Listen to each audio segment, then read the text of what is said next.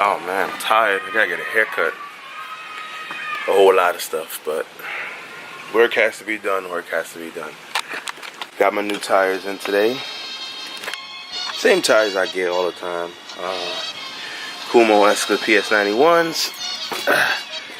Yeah, so plan on throwing these on the car. They're very sticky too. They're very soft. These tires are summer performance tires. Hence why I say people who buy these tires, they normally don't drive like, you know, like civilized. So my review on these tires after having them for a year, they're pretty good to me. Like I said, between 300 and 400 wheel horsepower. That's BMW horsepower, so it's true 300, 400 wheel horsepower. I'm not talking about like, you know, what you think you have just because you did mods. I'm talking about actual dyno number horsepower. I think these things will hold up pretty good. Now, going higher than that, I'm not too sure. They seem pretty sticky and pretty reliable, like they'll hold up more power. However, I test drove a BMW M4, which the links are over here, and those had Kumo Esticas on them, and they were pretty good once you get the tires warmed up. But I think at those horsepower levels, Michelin Pilot Sport 4S's, Cup 2s, Super Sports, or some of that nature, even R888s would work a little bit better than these ones. These are more so like an all-around tire. They're good price point wise. They're good grip wise. They're good with wet weather wise. They're good with tire wear wise. Well, tire wear depending on what you do. These, like I said, these do break out a little bit quicker. Like I said, we're gonna get these tires mounted on. I'm talking too much. We're gonna head up to the shop now.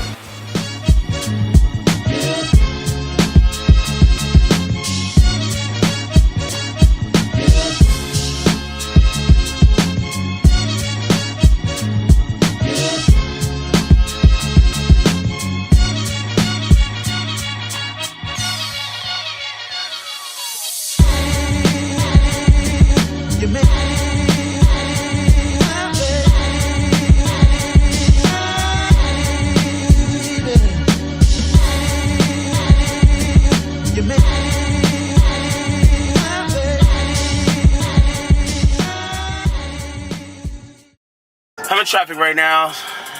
We're gonna get to this tire shop. They're gonna throw the tires on. It's pretty simple. I mean, you go to any top to throw tires on. I prefer these people because I got some tires done. I went to cheap route, not necessarily cheap route, just another like run-of-the-mill tire shop, not a performance shop. And the tires are thin. They're 30 series. They either damage my rim all the time, or they messed up my TPMS one time. It was just like, and then the guy that they had putting the tires on, I mean, I feel like I was stronger than him. I wanted to even help him out, but they said I couldn't. So I go to these tires at RTT. They're a little bit further out. However, I want to go to Chick-fil-A. You know, you pay about $5 more per tire to get installed, but I will pay those $5 knowing that I have a shop, RCT, that can put my car back together how I like it. So, and not with no, and I don't like it any special way. I just like it not messed up. So I'm gonna go ahead and head out.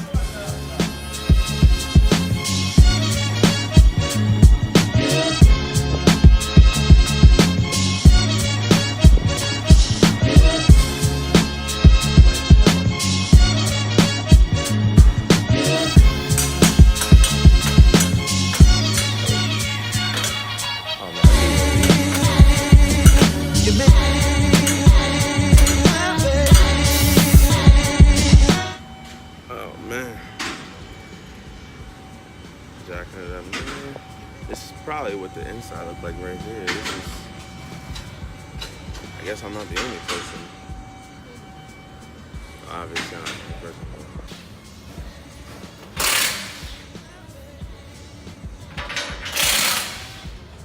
This thing would have been done. And why do you say it holds air still, or it just holds it? It just holds it. I mean, up to a certain point. Yeah. You know. Yeah, you can throw it away. Oh, look at the sidewall cracked too. Yeah. Well, no more burnouts. It gets expensive, bro. That's one reason I gave away the run flats too, because they're like double the price. Yeah. Oh yeah. Yeah, they're like double the price, man. Yeah.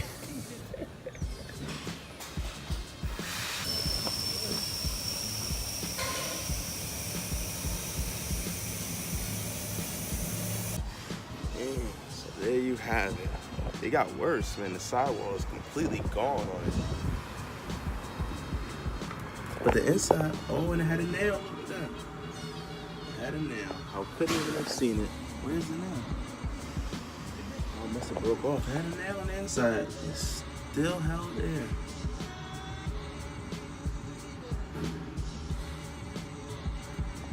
That's crazy. This bad blood, lay with you, plotting to set you up. Oh man, I forgot Camber thing recording. I'm at the Camber. Alright, come on, these people killing me here. Just driving. Just showed you guys a clip. Well, I'm recording it before I edit it, but I'm gonna put a clip and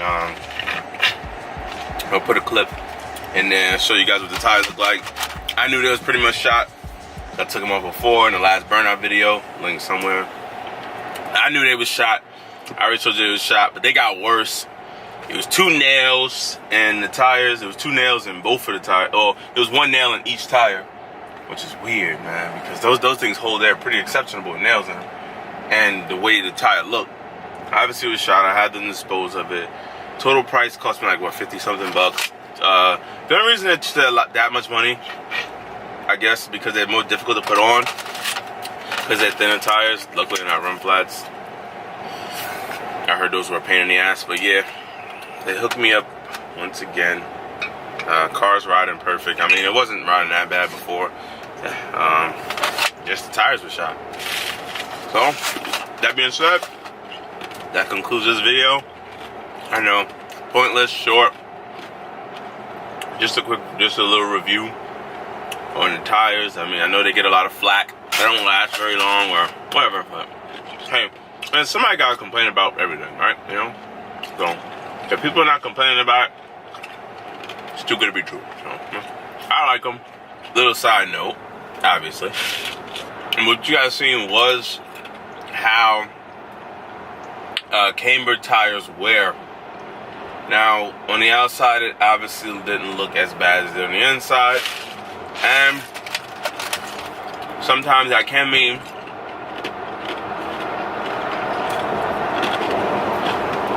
sorry, I feel like it was disrespectful chewing the ice. I'm talking about the ice. But anyway, what that can mean is you have an alignment issue. Tires could be, I think, underflated or overflated. I don't really remember. That can be a lot of things. However, on my car and a lot of cars, it's normal.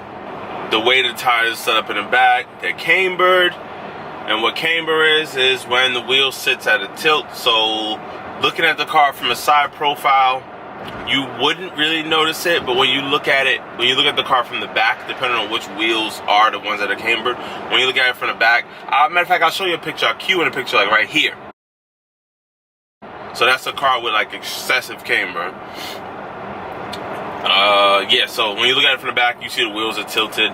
The top part of the wheel is like in the body, like underneath the fender, while the bottom end is like poked out a little bit. It's called negative camber. Obviously positive camber is in the opposite direction. A lot of people don't ride with positive camber unless they're making drift missiles. You'll notice that they'll have like a reverse setup. So, but if you put 2 and 2 together, rear camber helps with traction in corners. You know, so the tire isn't exactly flat on the ground. However, when you're going through the corner, that contact patch, the way the car tilts over, the contact patch is fully pressed on the road, which gives you more grip in the back. Too much camber is stupid. It's way too fast tire wear because the tire, in a straight line, the tire is literally on like a little section, so that little section burns out. You can tell, like I said, the BMW is -2 degrees, so the inner does burn out a lot faster than the outer. However, it's not overwhelming. If you want straight line performance, leave it flat. If you want a corner, it'll be a little agile. You camber it out a little bit depending on what your vehicle needs. Drift missile, you do positive camber, and obviously positive camber, the more you go into a corner, the less grip you have. Hence why they're on drift cars. And typically on drift cars, you see the front wheels are more cambered to give you a little bit more grip in the front end to catch when you're sliding out. But that's a little tip today on my tires, how much they cost. They ran me about $488, $488 and change. I'm very specific. I'm very anal with the change, so I will dig out the receipt, the invoice while I'm driving. Did that safely. $488.92. So $488.92. Those are 2 tires, and yeah, they come with a little warranty, 2 years, and that's what you expect to pay. Majority, non-run flats, free shipping. I don't know. I don't think you can go wrong in this.